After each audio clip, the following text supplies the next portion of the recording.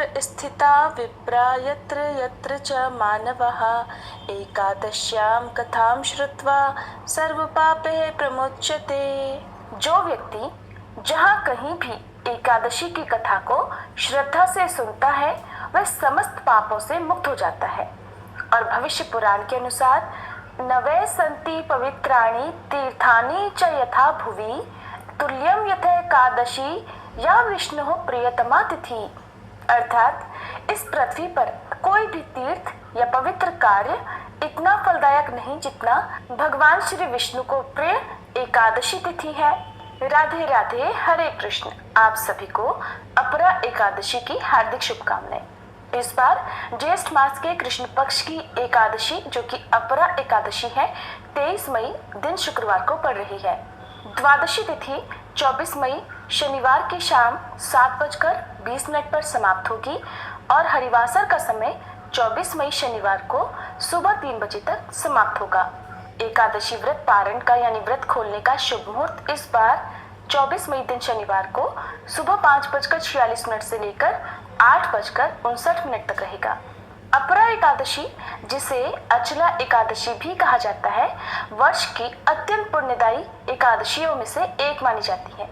शास्त्रों में कहा गया है कि अपरा एकादशी का व्रत करने से राजसु यज्ञ, अश्वमेध यज्ञ, तीर्थ स्नान, गौदान, स्वर्णदान, अन्नदान आदि महान पुण्यों के बराबर फल मिल जाता है। ये व्रत उन पापों का भी नाश कर देता है जिन्हें युगों की साधना से भी मिटा पाना कठिन हो। जो व्यक्ति इस दिन उपवास रखकर भगवान विष्णु की आराधना करता है वह इस जीवन में यश, तेज, कीर्ति, धन और संतोष प्राप्त करता है और मृत्यु के बाद विष्णु लोक को जाता है। इस एकादशी का विशेष महत्व ये भी है कि इसका पुण्य केवल स्वयं तक सीमित नहीं रहता। जो इसे श्रद्धा से करता है वह अपने पूर्वजों को भी उन्नति दिला सकता है और भटकती आत्माओं को भी मुक्ति दिला सकता है। जैसे ही धर्म की बात आती है गगन में घंटियां गूंजने लगती हैं और आकाश में दिव्य रथ की आहट सुनाई देती है।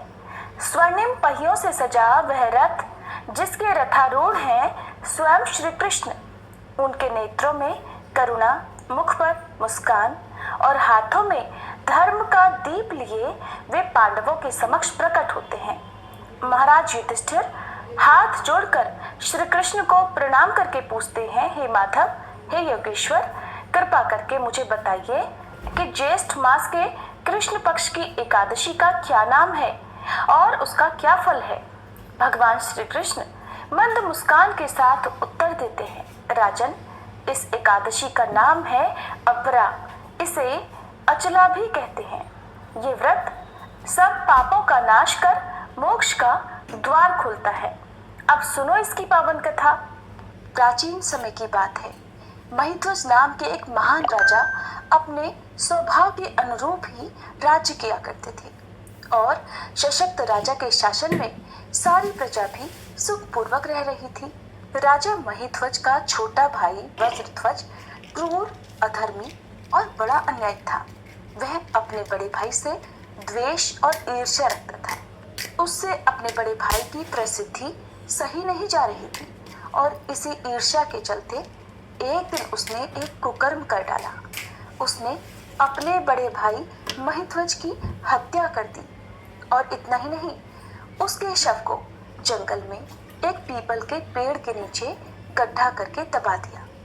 अकाल मृत्यु के कारण वह धर्मात्मा राजा अब प्रेत योनि में पड़ गया और उसी पीपल के पेड़ पर रहकर वह वहां उत्पात मचाने लगा। एक दिन महर्षि धौम्य उधर से गुजरे। उन्होंने पेड़ पर प्रेत देखा और अपने तपोबल से उसकी सारी कहानी जान ली और उसके उत्पात का कारण भी समझ लिया। इसके बाद ऋषि ने उस प्रेत को पीपल के पेड़ से उतारा और परलोक विद्या का उपदेश दिया। इसके अलावा ऋषि ने स्वयं ही राजा की प्रेत योनि से मुक्ति के लिए अपरा अर्थात अचला एकादशी का व्रत किया और उसे अगति से छुड़ाने के लिए, प्रेत योनि से मुक्ति दिलाने के लिए व्रत के समस्त पुण्य फल को प्रेत बने राजा को अर्पित कर दिया।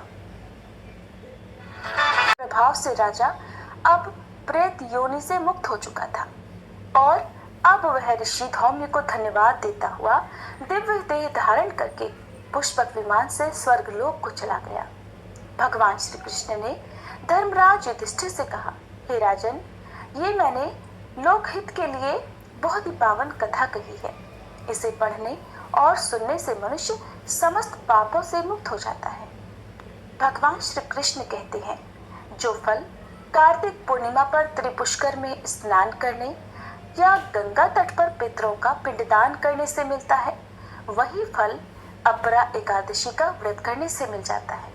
मकर के सूर्य में प्रयागराज के स्नान से, शिवरात्रि का व्रत करने से, सिंह राशि के बृहस्पति में गोमती नदी के स्नान से, कुंभ में केदारनाथ के दर्शन या बद्रीनाथ के दर्शन, सूर्य ग्रहण में कुरुक्षेत्र के स्नान से, स्वर्ण दान करने से या फिर अर्ध प्रसूता गोदान से जो फल मिलता है, वही फल अपरा एकादशी व्रत के पुण्य प्रभाव से मिल जाता है। भगवान श्री कृष्ण के अनुसार अपरा एकादशी का व्रत पाप रूपी वृक्ष को काटने के लिए कुल्हाड़ी के समान है और इस एकादशी का व्रत और भगवान का पूजन करने से मनुष्य सब पापों से छूटकर अंत में वैकुंठ धाम को चला जाता है। भगवान श्री कृष्ण ने इस कथा को समाप्त करते हुए अपरा एकादशी के महात्म्य का वर्णन प्रारंभ किया। भगवान ने कहा, ज्येष्ठ मास के कृष्ण पक्ष में आने वाली इस अपरा एकादशी के पालन करने वाला व्यक्ति ऐसे जघन्य पापों से मुक्ति प्राप्त करता है जो अत्यंत गंभीर होते हैं, जैसे कि भ्रूण हत्या, ब्रह्म हत्या, अनैतिक संग, झूठ बोलना, झूठी गवाही देना, संपत्ति की इच्छा से वेदों का अध्ययन और अध्यापन करना, अपनी मर्जी से मनगढ़ंत ग्रंथ लिखना यानी झूठा शास्त्र बनाना, ज्योतिष द्वारा किसी को भरमाना, झूठा वैद्य बनकर लोगों को ठगना आदि भयंकर पाप भी अपरा एकादशी के व्रत से नष्ट हो जाते हैं। युद्ध क्षेत्र से भागे हुए क्षत्रिय को नरक की प्राप्ति होती है, किंतु अपरा एकादशी का व्रत करने से उसे भी स्वर्ग की प्राप्ति हो जाती है। गुरु से विद्या अर्जित करने के बाद जो शिष्य अपने ही गुरु की निंदा करते हैं तो वे अवश्य ही नरक में जाते हैं।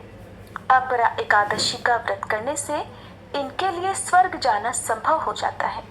तीनों पुष्करों में स्नान करने से अथवा कार्तिक महीने में स्नान करने से या फिर गंगा जी के तट पर पितरों को पिंडदान करने से जो फल प्राप्त होता है, वही फल अपरा एकादशी का व्रत करने से प्राप्त हो जाता है। बृहस्पतिवार के दिन पवित्र गोमती नदी में स्नान करने से, कुंभ में श्री केदारनाथ जी के दर्शन करने से तथा बद्रिकाश्रम में निवास करने से और सूर्य तथा चंद्र ग्रहण के समय कुरुक्षेत्र में स्नान करने से जो फल सिंह राशि वालों को प्राप्त होता है, वह फल अपरा एकादशी के व्रत के समान होता है। जो फल हाथी घोड़े के दान से तथा यज्ञ में स्वर्ण दान से मिलता है, वही फल एकमात्र अपरा एकादशी का व्रत रखने से मिल जाता है। गऊ तथा भूमि या स्वर्ण के दान का फल भी इसके समान होता है। पाप रूपी वृक्षों को काटने के लिए अपरा एकादशी का व्रत कुल्हाड़ी के समान है तथा पाप रूपी अंधकार को दूर करने के लिए सूर्य के समान है। इसलिए मनुष्य को इस पवित्र एकादशी का उपवास अवश्य ही रखना चाहिए। यह व्रत सभी व्रतों में उत्तम है। अपरा एकादशी के दिन श्रद्धा और विश्वास के साथ भगवान श्री हरि का पूजन करना चाहिए, जिससे अंत में श्री विष्णु लोक की प्राप्ति होती है। भगवान श्री कृष्ण कहते हैं, हे युधिष्ठिर, मैंने यह अपरा एकादशी की कथा लोकहित के लिए कही है। इसके पठन और श्रवण से सभी पाप नष्ट हो जाते हैं। जैसे ही भगवान श्री कृष्ण ने अपरा एकादशी की पावन कथा पूर्ण की, युधिष्ठिर महाराज की आंखों में श्रद्धा के भाव छलक उठे। सभा में उपस्थित हर श्रोता श्री कृष्ण के श्रीमुख से निकली हर पंक्ति को हृदय में उतार चुका था। भगवान श्री कृष्ण ने कहा, जो व्यक्ति श्रद्धा से अपरा एकादशी का व्रत रखता है और इसकी कथा का श्रवण करता है वह समस्त पापों से मुक्त होकर उत्तम लोक को प्राप्त कर लेता है। यह व्रत समर्पण की परीक्षा है और भक्ति का प्रमाण भी। फिर उन्होंने अपना दिव्य रथ संभाला, शंखनाद हुआ और धीरे धीरे श्री कृष्ण का रथ आकाश में विलीन होने लगा। एक दिव्य स्वर वातावरण में गुंजित हो रहा था, हरे कृष्ण कृष्ण कृष्ण हरे हरे, हरे राम राम राम हरे हरे, हरि बोल। हे श्री हरि विष्णु, हमारे द्वारा किया गया यह व्रत, ये कथा श्रवण आपको समर्पित है। आप हमारे पापों को क्षमा करें, हमें जीवन में धर्म, भक्ति और मोक्ष का पथ दिखाएं। लेकिन एकादशी की कथा का पूर्ण फल तभी मिलता है जब हम एकादशी माता की कथा का श्रवण करें। 11 माता अर्थात एकादशी माता की कथा श्रद्धा से सुनने पर न केवल व्रत का पुण्य कई गुना बढ़ जाता है, बल्कि माता स्वयं भक्त के जीवन को कष्टों से मुक्त करती हैं और व्रत को सिद्ध करती हैं। तो आइए एकादशी की कथा से पहले हम सभी नमन करें एकादशी माता को, जिन्होंने इस धर्म मार्ग को मानव जीवन में उतारा। एक बार देवर्षि नारद जी वैकुंठ लोक को गए। वहां उन्होंने भगवान श्री लक्ष्मी नारायण जी को प्रणाम किया। फिर नारद जी ने श्री हरि से कहा, प्रभु, अब धरती पर आपका प्रभाव कम हो रहा है। धर्म पर चलने वालों को कोई अच्छा फल नहीं मिल रहा। जो पाप कर रहे हैं उनका भला हो रहा है। तब श्री हरि कहने लगे, ऐसा नहीं है देवर्षि, जो भी हो रहा है सब नियति के कारण हो रहा है। श्री हरि की बात सुनकर नारद जी बोले, प्रभु, मैं तो देखकर आ रहा हूँ कि पापियों को तो अच्छा फल मिल रहा है, लेकिन भला करने वाले और धर्म के रास्ते पर चलने वाले लोगों को बुरा फल मिल रहा है, उन्हें दुख भोगने पड़ रहे हैं। भगवान ने कहा, देवर्षि, कोई ऐसी घटना बताओ जिससे तुम्हें ये लग रहा हो। नारद जी कहने लगे, प्रभु, अभी अभी मैं एक जंगल से आ रहा हूँ। वहां पर एक गाय दलदल में फंसी हुई थी। कोई भी उसे बचाने वाला नहीं था। थोड़ी ही देर के बाद मैंने देखा कि एक चोर उधर से गुजरा। दलदल में फंसी हुई गाय को देखकर वो रुका तक नहीं, बल्कि उस गाय पर पैर रखकर वह दलदल से भरा हुआ गड्ढा लांघ कर आगे निकल गया।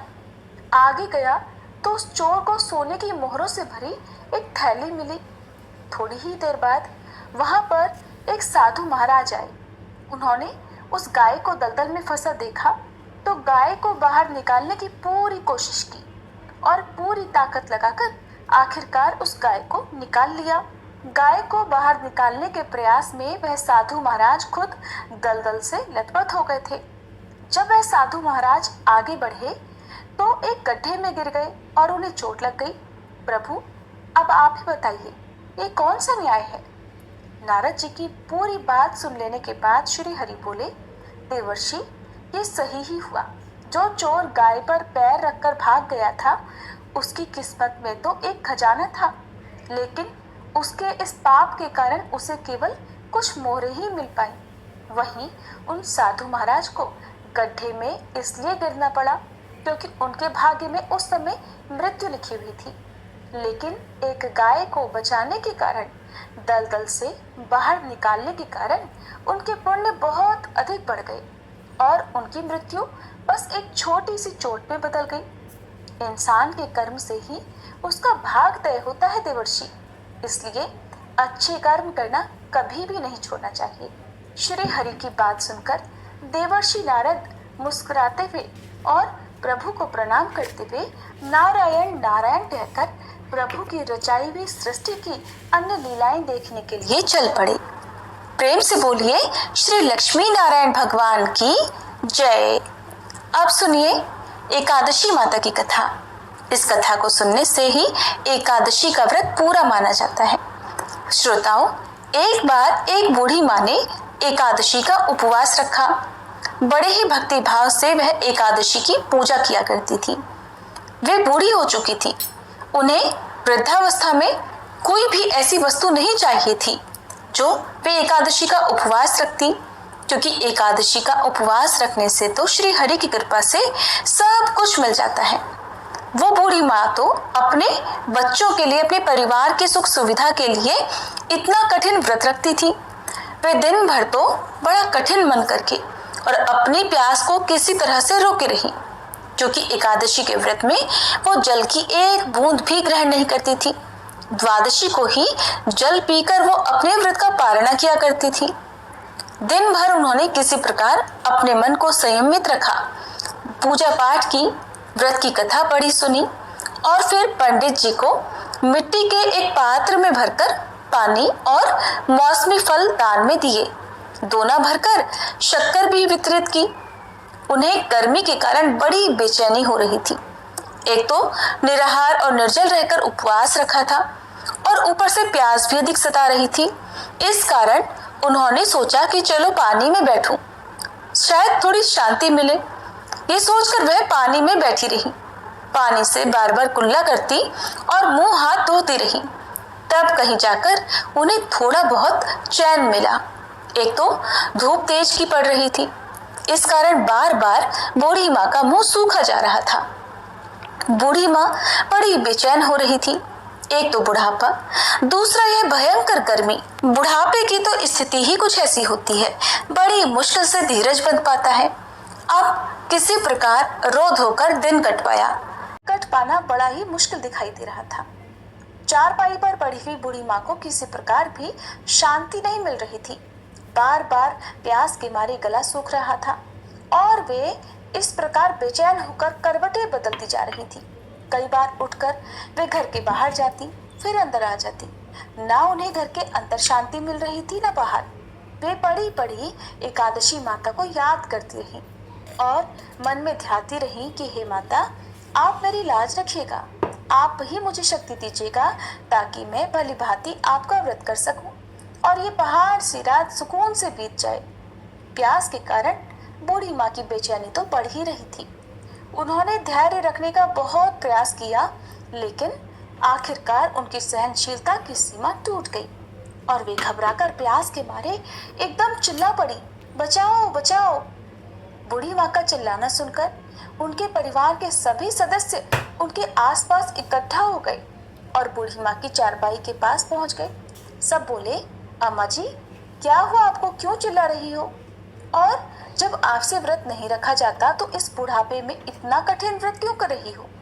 अम्मा जी, अगर शरीर में ताकत है तभी तो भक्ति हो पाएगी। आप पानी पी लीजिए। बूढ़ी माँ अपने परिवारजनों से बोली, मेरे तो प्यास के मारे प्राण ही निकले जा रहे हैं, जरा जल्दी से मेरी छाती पर ठंडे पानी का घड़ा तो रख दो। नातियों ने दौड़कर दादी की छाती पर ठंडे पानी का बर्तन रख दिया। तब कहीं जाकर उन्हें थोड़ा बहुत सुकून मिला और जब सुकून मिला तो थोड़ी देर के लिए उन्होंने अपनी आंखें बंद कर ली। इधर एकादशी माता सोचने लगी, ये है तो बूढ़ी माँ, लेकिन बड़े नियम से मेरा व्रत रखती है, चलकर इनकी परीक्षा लेनी चाहिए। ऐसा विचार कर एकादशी माता आधी रात को मुर्गा बनकर कुकड़ू कू करने लगी। मुर्गे की टेर सुनकर बूढ़ी माँ जल्दी से उठी और बाहर जाकर आसमान की ओर निहारा, लेकिन आसमान में तो कहीं भी उन्हें सुबह का तारा दिखाई ही नहीं दिया। अब वे सोचने लगी कि फिर ये मुर्गा भला क्यों और कैसे बोल गया। एक तो उन्हें प्यास लग रही थी, अब थोड़ा बहुत उनका मन भी बेचैन होने लगा। आखिरकार उन्होंने ये दृढ़ निश्चय किया कि अब तो मैं इस व्रत को पूरा करके ही छोड़ूंगी, फिर चाहे व्रत पूरा होने तक मेरे प्राण ही क्यों ना निकल जाएं। मन में ऐसा पक्का निश्चय कर वह वापस चारपाई पर आकर लेट गई। थोड़ी ही देर के बाद एकादशी माता ने उनकी फिर से परीक्षा लेनी चाहिए, तो वह एक छोटी सी कन्या का रूप धरकर गिलास में मीठा पानी लेकर उनके सिरहाने खड़ी हो गई और जोर से बोली, दादी जी सवेरा हो गया है, आप हाथ मुंह धोकर शरबत पी लीजिए। पहले तो शरबत का भरा हुआ गिलास देखकर बूढ़ी माँ का मन ललचाने लगा। प्यास के मारे गला जो सूख रहा था, किंतु अचानक उन्हें याद आया कि उनका तो एकादशी का उपवास है। फिर उन्होंने सोचा कि अभी तो वे किसी भी तरह से ये शरबत नहीं पी सकती और फिर वे चुपचाप वापस अपनी चारपाई पर लेट गईं। जैसे ही उनकी आंख लगी तभी उन्हें एहसास हुआ कि मानो किसी ने उन्हें पानी से भरे हुए कुएं में पटक दिया हो।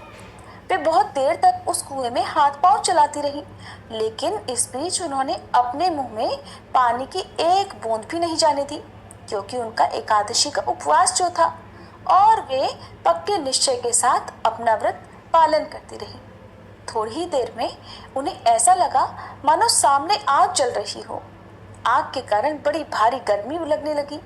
प्यास के मारे उनके प्राण निकलने लगे, लेकिन इतना सब होने के बाद भी बूढ़ी माँ ने पानी की एक बूंद भी नहीं पी। वे तो बस चारपाई पर बैठी बैठी एकादशी माता का ध्यान करती रही। अब सवेरा होने में बस कुछ ही समय है, ये जानकर वे बड़ी तसल्ली के साथ इधर उधर घूमने लगी। एकादशी माता अब तक ये बात अच्छी तरह से समझ गई कि इन बूढ़ी माँ को किसी भी प्रकार से अपने व्रत से नहीं टाला जा सकता। वे उनके सत्य व्रत को भली भांति समझ गई थी। अब सवेरा हो गया तो बूढ़ी माँ ने स्नान किया, भगवान श्री हरि का पूजन किया, फिर एकादशी माता की कथा सुनी, ब्राह्मणों को दक्षिणा देकर भोजन कराया, तब कहीं जाकर उन्होंने जल ग्रहण किया। कन्याओं को भोजन कराने के बाद बूढ़ी माँ ने फिर स्वयं भोजन किया, और उस श्रेष्ठ व्रत के प्रभाव से बूढ़ी अम्मा की आयु में वृद्धि हो गई, उनकी आयु बढ़ गई। उनका घर परिवार हरा भरा हो गया। अब उनके घर में किसी भी चीज का कोई अभाव नहीं रहा। उनका घर हर प्रकार के सुख साधनों से भर गया। नाती नातिन से उनका घर भर गया, और वे उसी दिन से 12 महीने की एकादशी का व्रत करने लगी। एकादशी माता के व्रत के पुण्य प्रताप से इस संसार में हर प्रकार के सुख भोग कर वह बूढ़ी माँ अंत में भगवान श्री हरि के धाम को चली गई। जैसे एकादशी माता ने उन बूढ़ी माँ को और उनके परिवार को हरा भरा किया, वैसे ही हे एकादशी माता, हम सभी की मनोकामनाएं पूर्ण कीजिएगा। प्रेम से बोलिए श्री लक्ष्मी नारायण भगवान की जय। एकादशी माता की जय।